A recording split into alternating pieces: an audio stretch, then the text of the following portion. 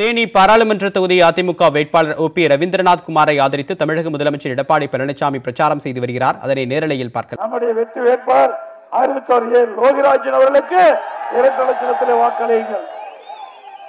இந்த தேர்தல் மூலமாக நமக்கு துரோகம் செய்த அந்த துரோக கும்பலுக்கு இந்த தேர்தல் மூலமாக தகுந்த பாடத்தை புகட்ட வெற்றி பெற செய்திகள் நம்முடைய ரவீந்திரநாத் குமார் அவர்களையும் அறிவித்தவர் லோகிராஜன் அவர்களுக்கும் இரட்டை லட்சத்திலே வாக்களியுங்கள்.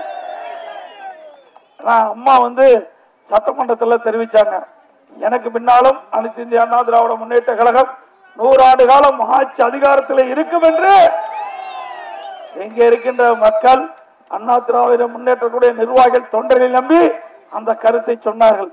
ஆனால் துரதிருஷ்டவசமாக அம்மா இந்த மண்ணிலே இருந்து மறைந்தாலும் அம்மாவுக்கு நன்றி செலுத்துகின்ற விதமாக இங்கே போட்டியிடுகின்ற சட்டமன்ற இடைத்தேர்தலில் போட்டியிடுகின்ற அறிவிச்சவர் லோகிராஜ் அவர்களை வெற்றி பெற செய்து நம்முடைய நாடாளுமன்ற உறுப்பினர் ரவீந்திரநாத் குமார் அவர்களை வெற்றி பெற செய்து அம்மாவுக்கு நன்றி செலுத்துவோம். அதுதான் நாம் அம்மாவுக்கு நன்றி செலுத்துகின்ற செயல். ஆகவே அம்மா மறைந்தாலும் அம்மாவுடைய கனவை நாம் அத்தனைவரும் நிறைவேற்றப்பட வேண்டும் என்று நேரத்தில் கேட்டுக்கொள்கிறேன். பொன்மனச்செம்மல் புரட்சித் தலைவர் எம்ஜிஆர் அவர்கள் எவ்வளவு துன்பத்திற்கு எவ்வளவு பிரச்சனைக்கு இடையிலே அண்ணா திராவிட முன்னேற்ற கழகத்தை உருவாக்கியது என்பது நாட்டு மக்கள் அனைவருக்கும் தெரியும். அவர் மறைந்த பிறகு புரட்சித் தலைவர் அம்மா அவர்கள் எவ்வளவோ சோதனைக்கு ஆளாகி எத்தனையோ வழக்குகளை சந்தித்து இந்த கட்சியும் ஆட்சியும் உருவாக்கி கொடுத்தார்கள். தன் உடலை கூட பொருட்படுத்தாமல் நாட்டு மக்களுக்காக உழைத்தார்கள். இப்படிப்பட்ட சட்டமன்ற உறுப்பினர்களுக்கு அடையாளம் காட்டியவர் புரட்சித் தலைவர் அம்மாவும் புரட்சித் தலைவர் எம்ஜிஆரும்.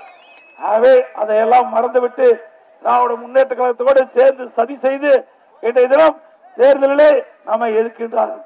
அவர்களுக்கு இந்த தேர்தல் மூலமாக தகுந்த பாடத்தை புகட்ட வேண்டும் என்று இருதரம் உங்களை கேட்டுக்கொள்கிறேன்.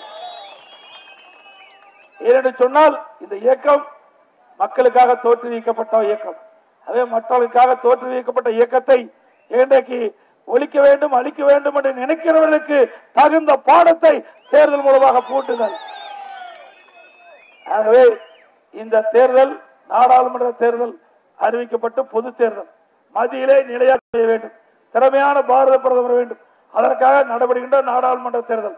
திறமையான பாரத பிரதமர் யார் என்றால் நரேந்திர மோடி அவர்கள் மீண்டும் பாரத பிரதமராக தேர்ந்தெடுக்கப்பட வேண்டும். நாடு பாதுகாப்பாக இருக்க வேண்டும். நாடு பாதுகாப்பாக இருந்தால் தான் ஆண்டிப்பட்டியிலே நாம நிம்மதியாக வாழ முடியும்.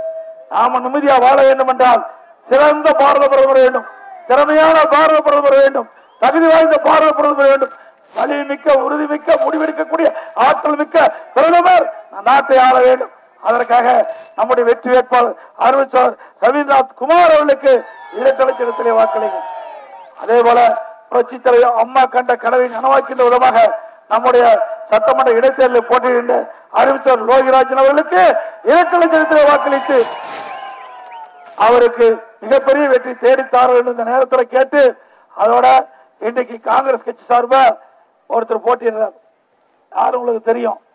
அந்த வேட்பாளர் ஒவ்வொரு தேர்தலுக்கும் மாறி மாறி வருவார். தேனி தொகுதியில் போட்டியிடக்கூடிய OP ரவீந்திரநாத்தை ஆதரித்து தற்போது தமிழக முதலமைச்சர் எடப்பாடி பழனிசாமி பிரச்சாரம் மேற்கொண்டு வருவதை நேரலையில் பார்த்தோம். நாடு பாதுகாப்பாக இருக்க வேண்டும் என்றால் தங்கள் கட்சிக்கு வாக்களிக்க வேண்டும் என்று அவர் கேட்டு வருகிறார்.